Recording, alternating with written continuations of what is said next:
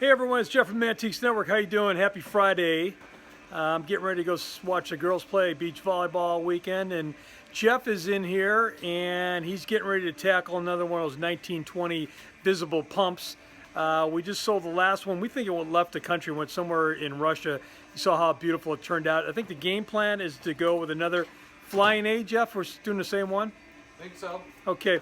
What's your biggest challenge pulling this thing apart right now, Jeff? Not breaking the glass. Not breaking the cylinder.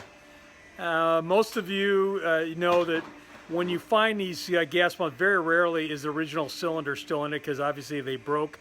What was a visible pump used for back in the day?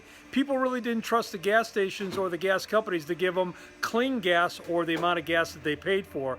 So by using a cylinder like that, they could see the clarity of the gas they were purchasing and how much they were actually buying. So let's wish Jeff good luck on this project, and we'll track him right away. Jim's getting himself some free enchiladas there. Have a great weekend.